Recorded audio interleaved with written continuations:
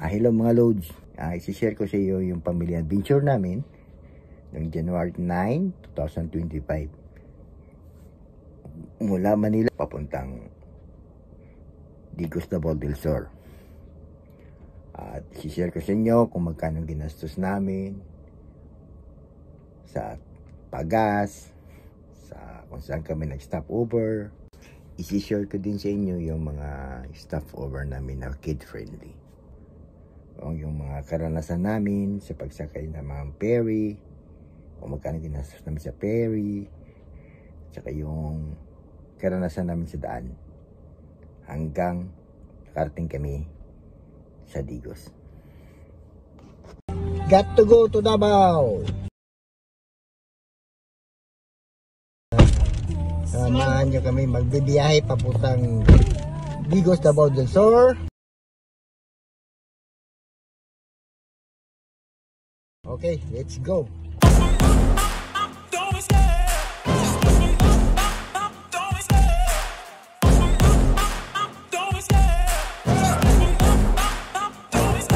I love the chase and the hunt, and I set the pace when I'm running. I always take what I want and I always give it 100. Don't need a bank, no I'm funded. Play the game like it's nothing. I'm always thankful for something. Don't take...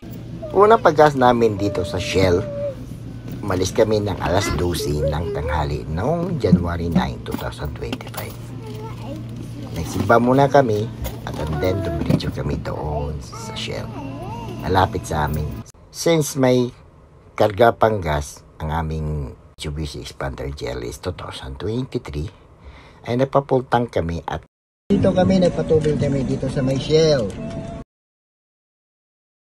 First full tank namin papuntang Digos. Ang ginastos namin sa full tank kasi may natira pa ka namin gasoline is 2,050.16. 1 liter ng ano pala ngayon is 60.76. Medyo mahal na rin. Okay ha, samahan nyo ako. Ito pala yung bodyguard ko. Yan, makulit yan. Napakakulit yan yung batang yan. Yan. Sige ha, see you soon.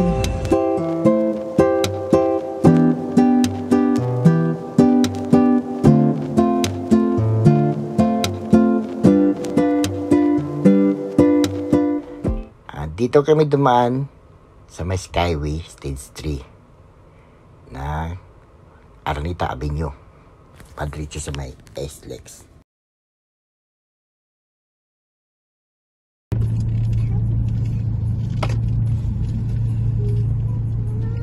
Wait, ano yun ma?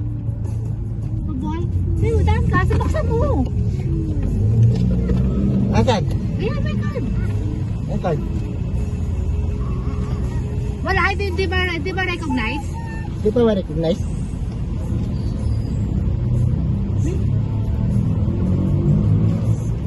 Matusok na yung card tayo.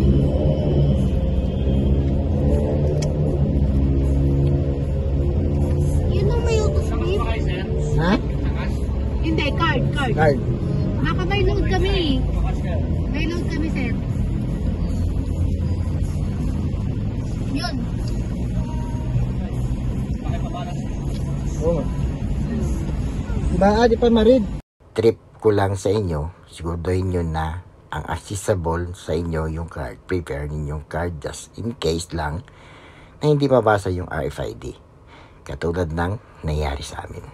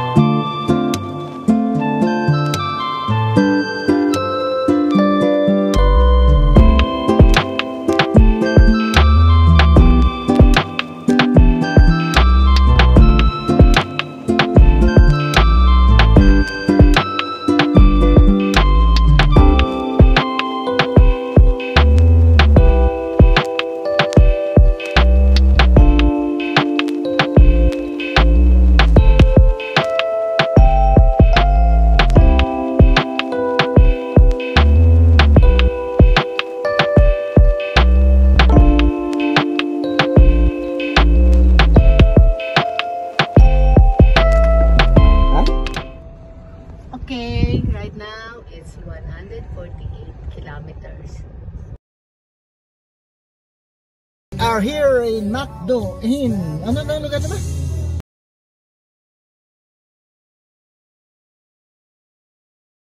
Kusina. We snack first before we go to what you got to call that? Bitokang Road. Tara ma. Now, Right now, 5. galing kami dito sa may McDo sa may Tagbilaw, Quezon City. Pagbilaw? Tagbilaw. Quezon?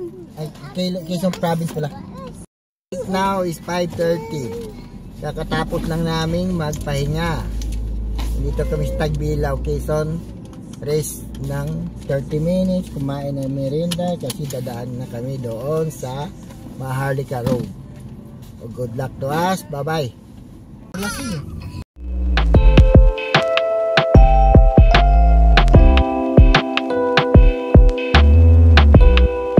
Lipat ako. Ang pangit pala dito ang daan. Pangit! Grabe naman mo pala. Ang sakit! Bunuligtad ako doon. Pangit pala daan dito. Mahay ni City Road.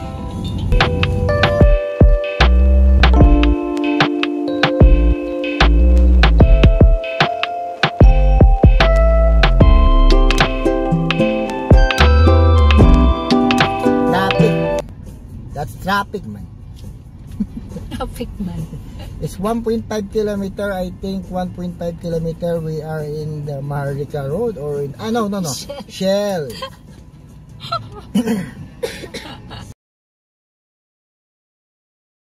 The weather is Party cloudy. partly cloudy. I think it's almost raining. Saan tayo? Dito?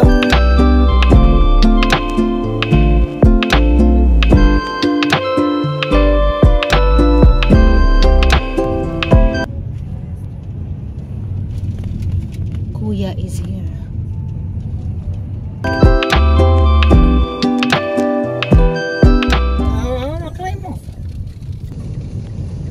We're approaching the old zigzag road. We are here at the Bitukang Manok. Nakadaan kami sa Bitukang Manok. Madilim na. Madilim dito. Madilim nga, dads. Medyo madaming sharp curve at sa panahon, pahon at saka palusong. Medyo maulan din in that time. Kailangan mo lang mag-focus loads kasi sa sobrang dilim ng daan.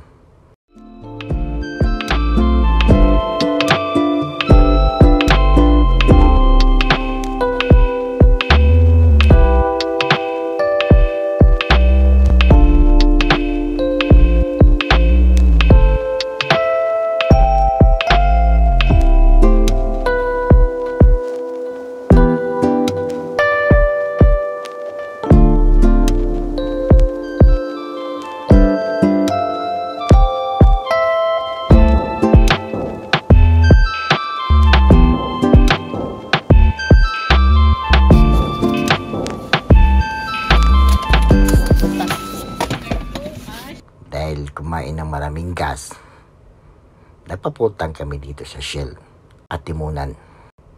61 pesos per liter dito.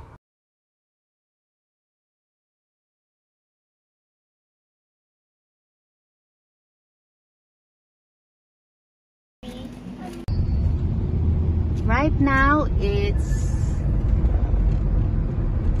about.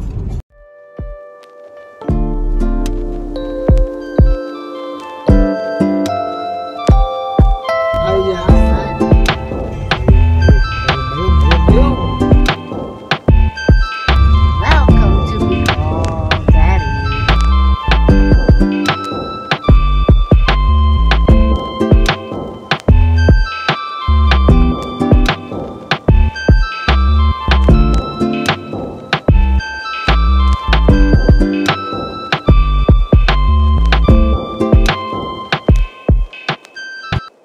Kasi doon ka lang sa loob. Inabot na din kami ng mga madaling araw, mga 1 AM.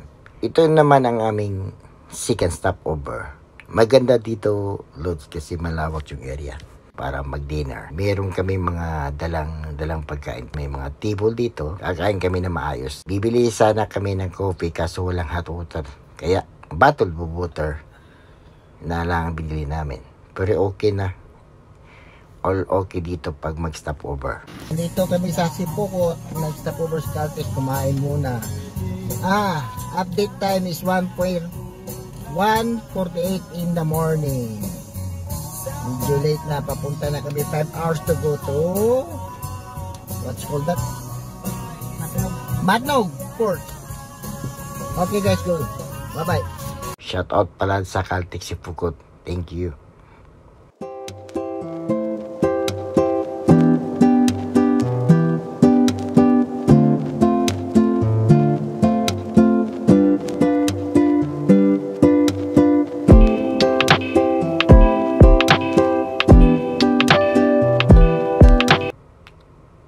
Ito ang aming third na paggas. 64 pesos per liter. Ay, may Shell Bato. Dito sa may Shell Bato. Nag-power nap kami sa may Shell Bato. 30 minutes only. Napatubol kami tapos. Papunta na kami ng Matnog. Alright, it's 4:15 in the morning now. Mas mahal dito ang gasolina, nasa 64. Sa Manila is 60 dito, mas mahal. Tinakbo ko na mula Manila is 432.4 kilometers na. Okay, let's go. We go to Matnog now. Bye-bye.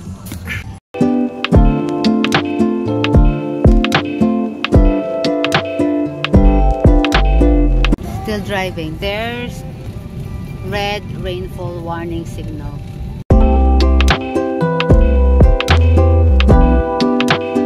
Time check 6:20. We are here at Sorsogon. So here's Daddy still driving, and he has already driven 523 kilometers.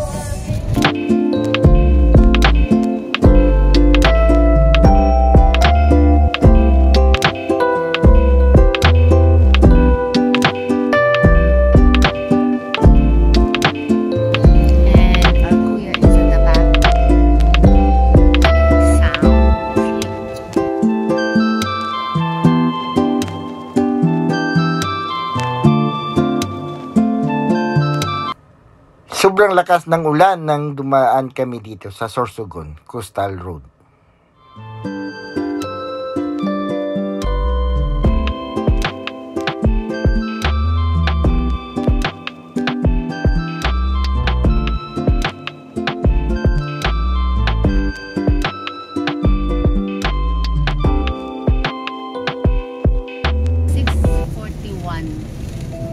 AM.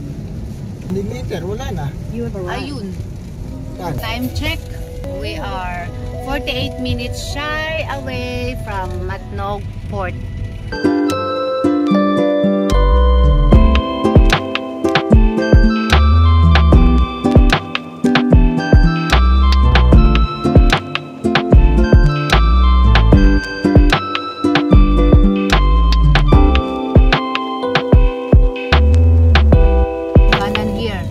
Erosin.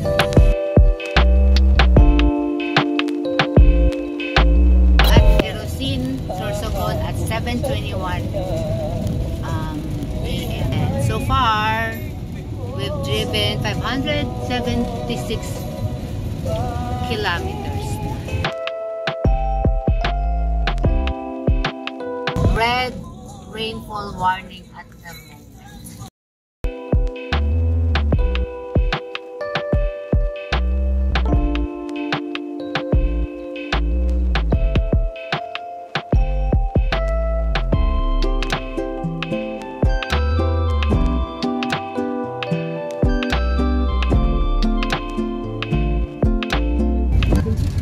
Highway 26 for 12 kilometers. 12 kilometers Port of Matnog ticketing office. So that's like 18 minutes away from where we are right now.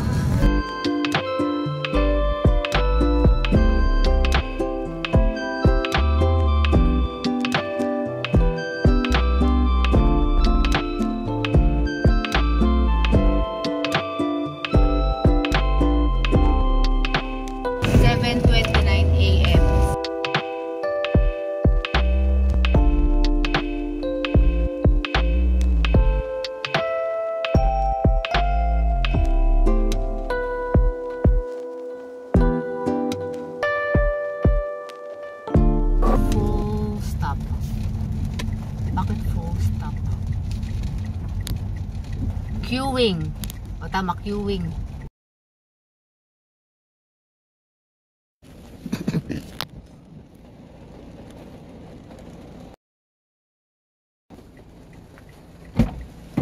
Ano? May number na? Okay. Let's go. Belt, bundong.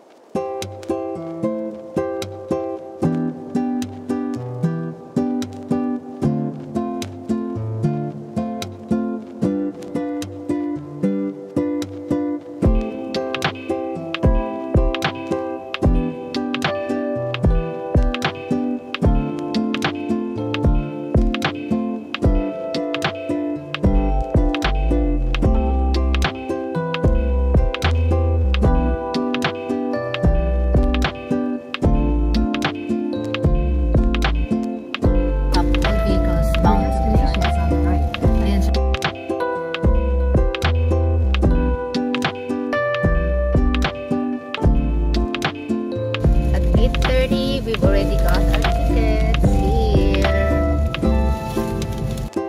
Para sa aming first ride from Matnog to Allenford, ay approximately gumastos ako ng 12K, 2,000. Mga 1,734 ang competition ko, pero I'm not sure kung meron pang ibang mga Michelin. Hindi ko nasama, but more or less 2,000. Santa Clara yung sinakyan namin, ferry. Nagmamadali na kami pumunta sa port sa Bacoor. Good morning po. Tigil tong ulan. Ingat ha. Thank you po. Kasi sabi sa akin, paalis na daw ang ferry ng 9 AM.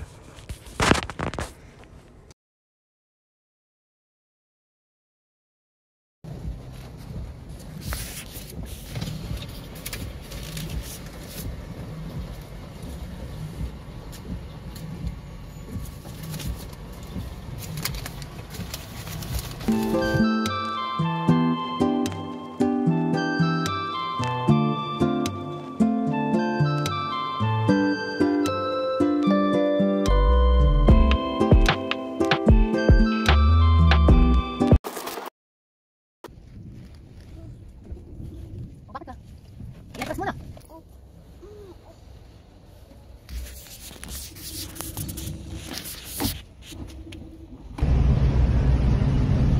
Santa Clara.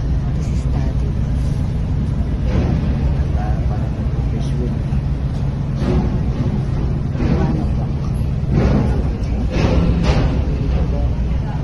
Ay, grabe. Grabe.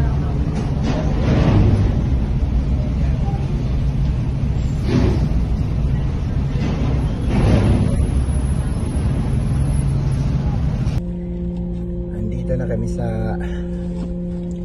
just now lang, nakarating na kami dito sa Allenford. Pero matindi ang dinaanan namin alon. Masama kasi ang panahon guys. Masama yung panahon ngayon dito. Alam mo na, La Nina. Kaya pero dito, look, time check ngayon is 1:26. Meron pa kami. So, natutulog na kami dito sa may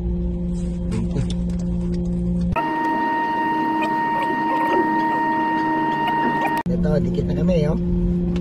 Yan, ready na sila.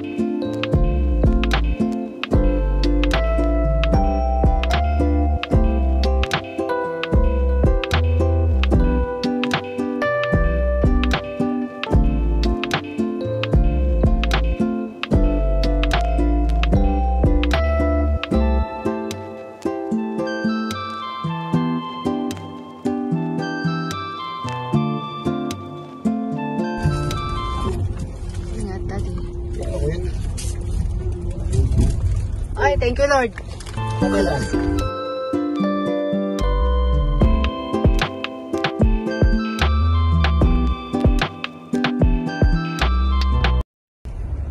At 1:48, we are here Ah, at... we are. Na-exit na kami. Sabi mo na. Madali kami doon kasi nga maalon. Ano daw, madali. Kaya yung tinatawag nilang Operation James Bond.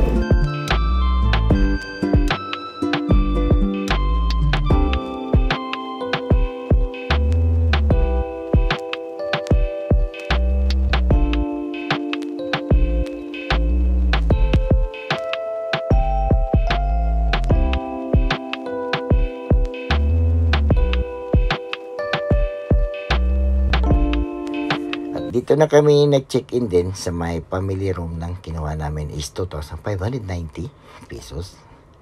Kasama ang breakfast for 2. In-order na namin yung dalawang anak namin. At saka sa labas pala yung parking. Regarding naman sa room, okay naman. Ang size para sa amin, 4. Meron silang pitcher of water and toilets. At malinis ang room. Medyo pricey nga lang ang food.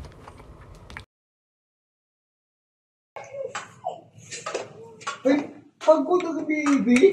Nakahiga. Hello, nandito kami sa Calvario Lake. Kasi nag-stop over kami dito kasi hindi na kaya abutin yung Binitport. Delikado mag-travel ng gantong oras doon kasi medyo madulas ang kasi yung daan kasi panay ulan, baka magka-landslide, delikado. Kaya nag-decide kami na bukas na namin bukas na kami tutuloy yung umaga. West Prime Hotels, pero maganda siya, tsaka affordable yung ang room niya, napakalinis. Ano lang to 2 hours bago pa bumapasali. Hindi na sa paninira sa sinakyan kong barko, pero kaya nga in-advise nyo lang kahit magbayad lang kayo ng mahal konti, doon na lang kayo. For example, pass cut. Yan. Maganda. Kaysa mamimili ka pa rin iba. Ngayon, bukas, mamili naman kami ng ibang kung ano yung maabutan namin bukas, yung sasakyan namin talaga. Kasi malayo pa biyahe namin papuntang Digos. Sige. Kain muna kami.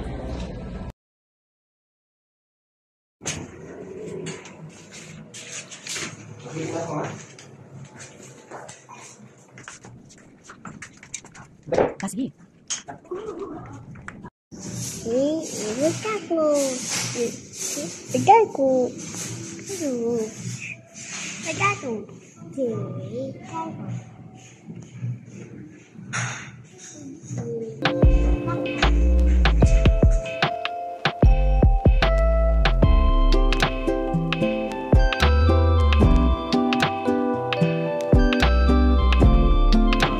Pandesal.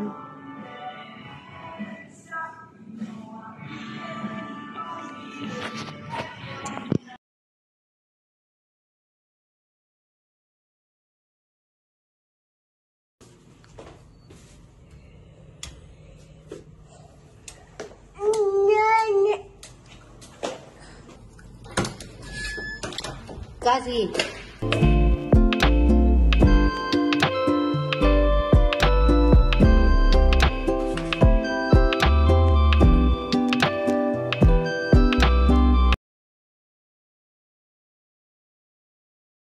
ambon pa din at the moment. It's 9:30.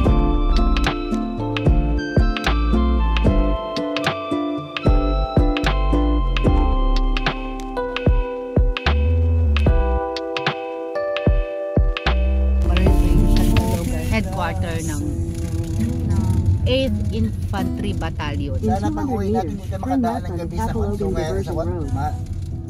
Ligaya. Ito ka manok. Kaya nga. Ang hirap kasi i-compute kasi yung daanan natin malubak. Ang daming mga yung mga one way. Kailangan natin maghintay.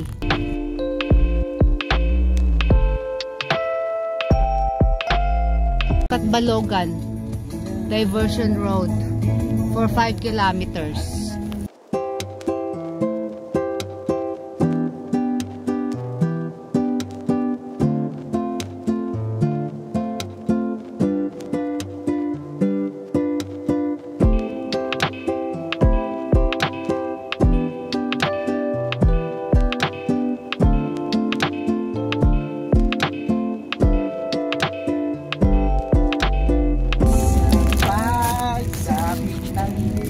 Uphill dito sa Catbalogan Diversion Road.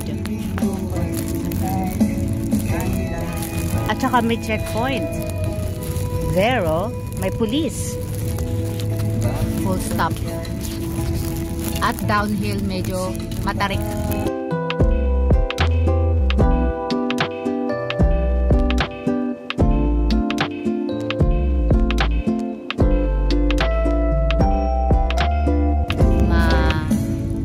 Kasi ang daming mga lubak.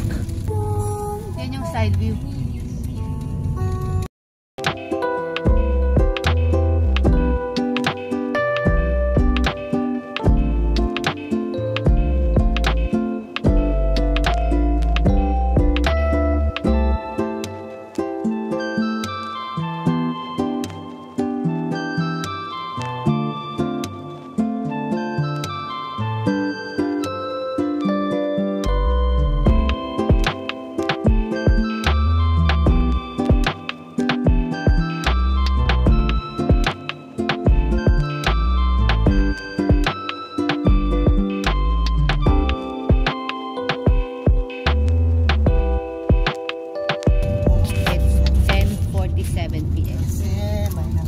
AM. 7 AM.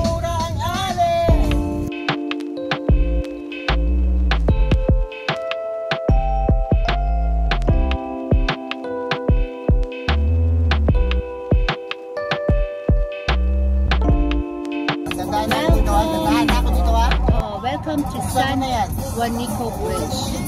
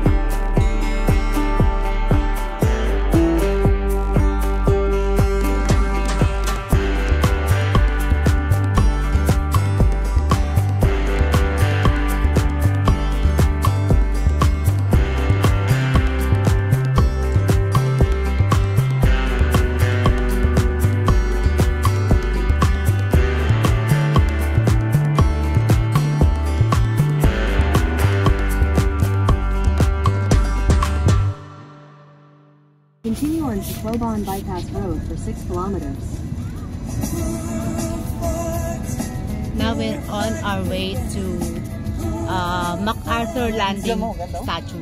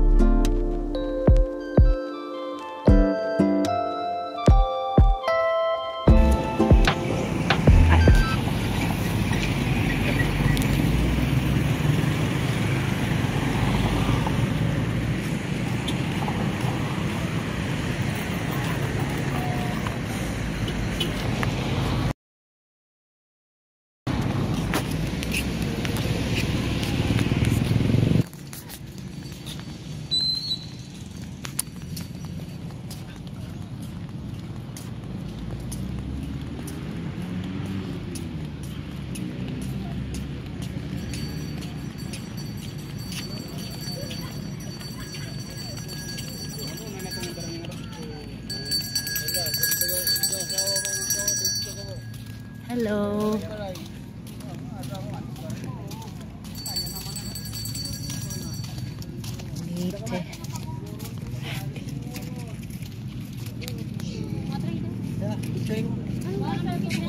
Oh, picture ako yung tatlo. Iharap mo siya.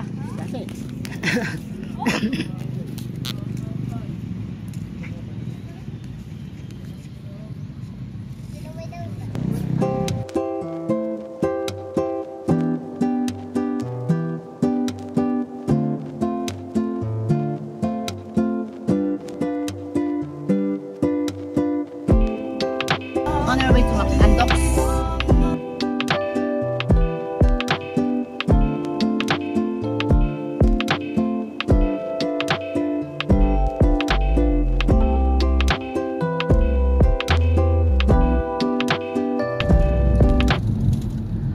Okay, we are here somewhere in Leyte. Seaside. Warning falling rocks. Thank you Lord kasi the weather is great. Maaraw. This morning it was raining. 26 kilometers till we have lunch. Makapag-lunch kami, estimated time is alas 3 kami makakapag-lunch. Makarating kami by 2:45 p.m. on Saturday. Today is Saturday, January 11.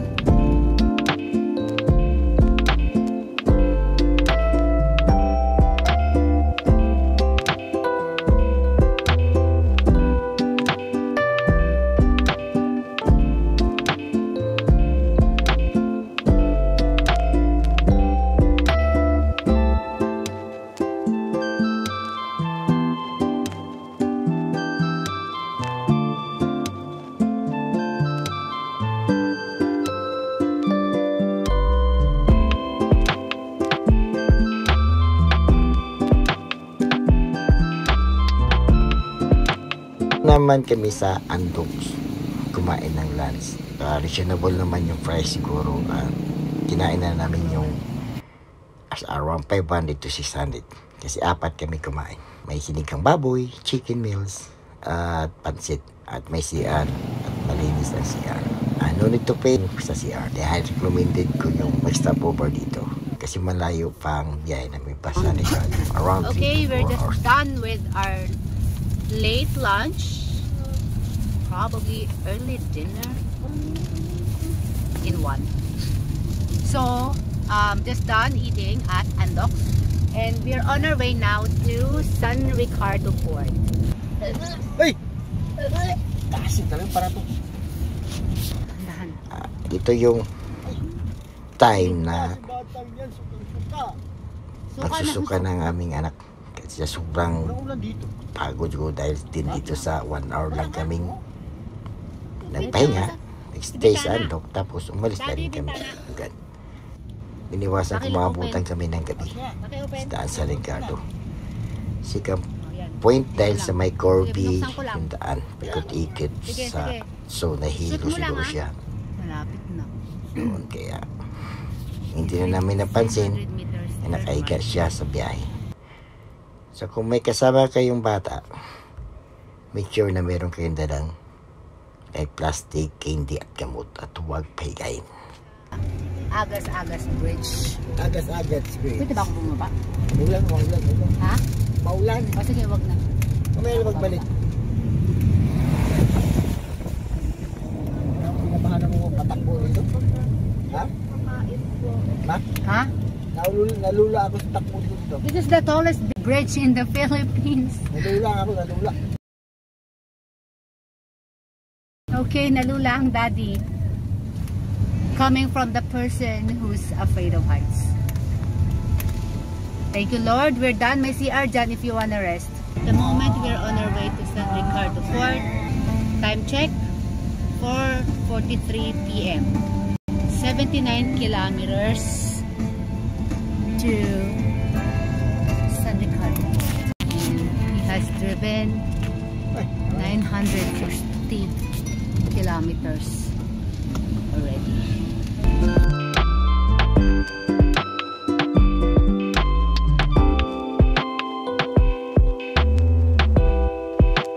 Hi, thank you Lord kasi hindi umuulan. Sana tuloy-tuloy na walang ulan, Lord, please.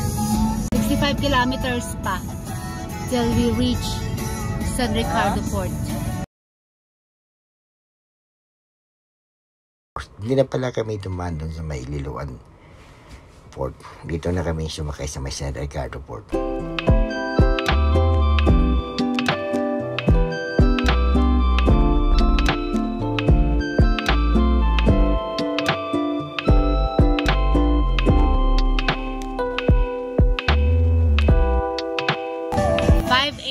PM, 56 minutes to go. We'll be reaching San Ricardo Fort.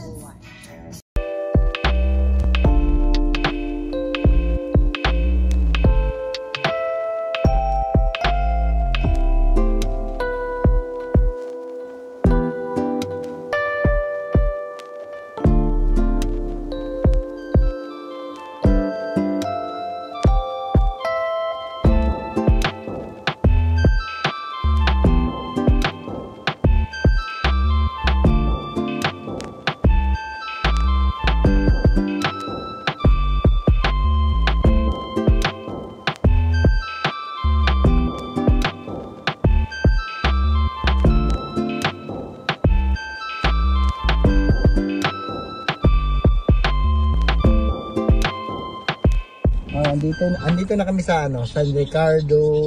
Update oras is 8 to 1:12, alas 8:12 ng gabi. Andito na kami sa San Ricardo Port sa Binit. Alas 8 yung alis namin, kakarating na ng barko yan. Masakay na kami papuntang Surigao, Lipata. Sana makayanan ko pa mag-drive papuntang Digos. Layo-layo rin yun. Another 9 hours again travel. Kanina from Catlat, Bugon lang yun ha. Umabot kami ng 10 hours sa sobrang sira ng mga daanan. Ang daming sira, daming traffic. Kaya kumakain ng 3 oras ng traffic. Kaya nagiging 9 hours. Kaya nga nangyari ngayon, gabi na kami nakarating dito. Dahil sobrang traffic talaga. Kaya kung magbibiyahe kayo, kailangan nyo i-adjust yung oras nyo. Sa ngayon lang. Kasi nga, talaga for sure, hindi nyo maiwasan na ma-standby kayo na matagal. At magkakaroon. Kung ano nyo i-adjust nyo ng 4 na oras o 5 oras. For sure kayo. So sobrang ang daming sirang daan ng paputungan sa Leyte. mula sa Quezon sa Bicol, Sorsogon hanggang Leyte. Mula Allen hanggang Tacloban, ano ba yan? Papunta dito sa San Ricardo. Ang dami, sirang daan. Kaya mahirap, ang daming traffic. Kaya adjust niya man, ha? Okay, bye-bye. Good luck. Para naman sa biyahe namin from San Ricardo to Lipata Port, binayaran namin ay 3,700 plus.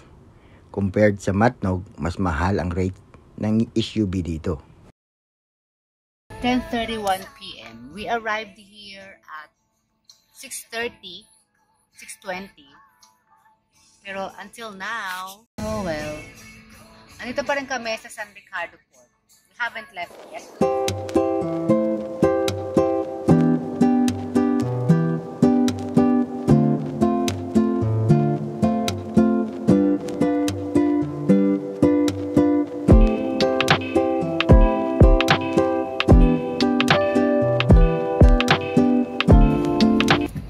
Okay, here we go. Hello, Mindanao. It's 12:32 in the morning. To Butuan City. Hindi makita. Sobrang madilim ang daan from the port pababa. Totally black talaga. So, if I were you, mas magandang mabiyahe na maliwanag. 12:52 Kasi kami, nahihirapan kami mag-drive. a.m. Talaga sa sobrang dilim. Delikado may biyahe sa gabi. So, since 1 a.m. na at hindi pa kami kumain ng dinner, naghanap na kami ng open na karinderya. At Sa Victory Eatery. buti na lang open dito sa Victory Eatery. At umalis na din kami agad pagkatapos ng kain namin. Maraming din gas station sa paligid pero hindi pa bukas ng ganitong oras. Pero itong Petrogas ay bukas ng 2:30 AM. So napagas na kami. At may parking slot, pwede kami mag-rest for a while. So nag-try kami ng ilang minuto kaso nag-decide ako na mag-drive na lang. Madilim din kasi. Hindi ako masyadong confident mag-stay doon. So nakita namin itong Tubilan, Agusan del Norte. Maganda tong gas station na ito. Malinis ang CR at libre. Malawak ang parking area at marami din kaming kasabay nga nag-rest dito. So highly recommended kong mag-stop over dito. Kasi mabait din yung stop. Feeling safe ako lalo't at meron akong 2 anak na kasama. So after an hour, nag-decide na akong tumuloy mag-drive. Around 4:30 to 5 o'clock.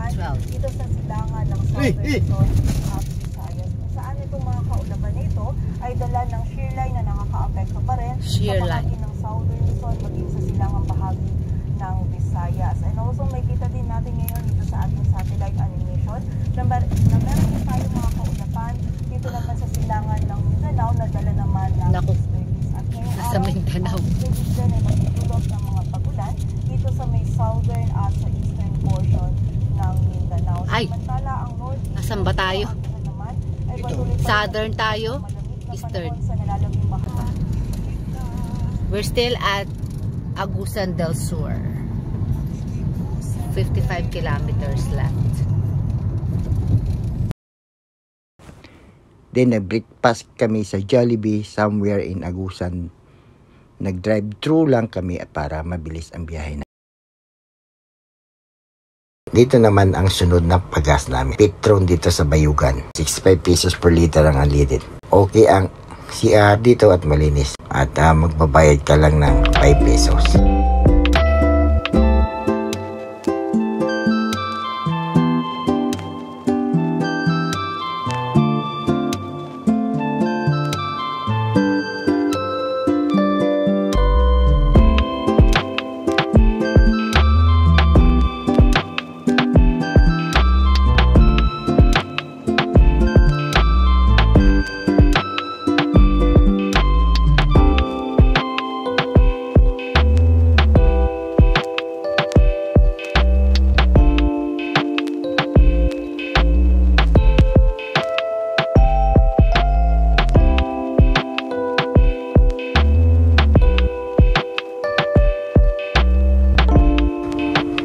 dumaan din kami sa Compostela Valley dahil may sindo kami.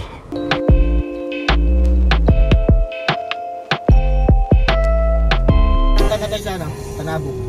We are in Davao already.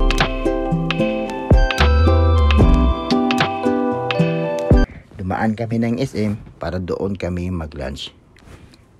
Just FYI, free parking dito sa SM Lanang. Welcome to Davao House.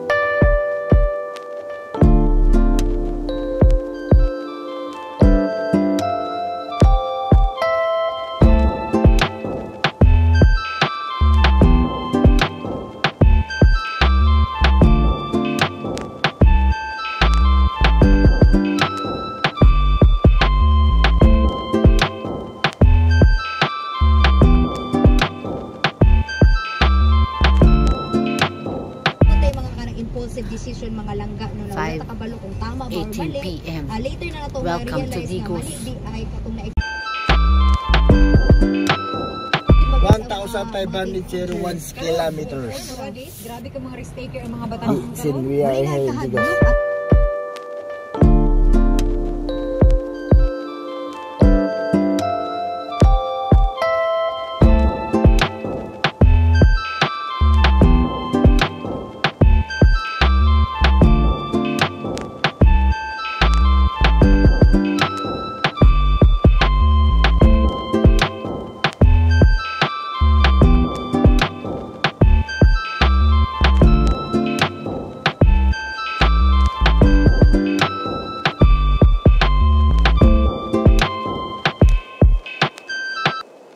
Sa wakas, nakarating din kami sa Digos around 6 PM. Yung tagal na biyahe namin umabot din ng 4 days and 3 nights. Kasi hindi naman ako masyadong nagpabilis ng takbo kasi may mga bata akong dala. May isang 3 years old tsaka 9 years old. Tsaka yung dinanan namin na na daan dito sa may Leyte, medyo maraming inaayos na kalsada. Hindi medyo lubak-lubak. Napaka-lubak-lubak bandang Leyte, Samar Leyte. Diyan banda hindi maganda yung kalsada. At saka ito pala yung ginastos ko mula doon sa Manila to Digos. Pero hindi ito yung exact siguro, meron pa akong nakakalimutan ginastos ko. Kaya yun sa mga, kung nagkakamali ako, pasensya na po. Okay, thank you.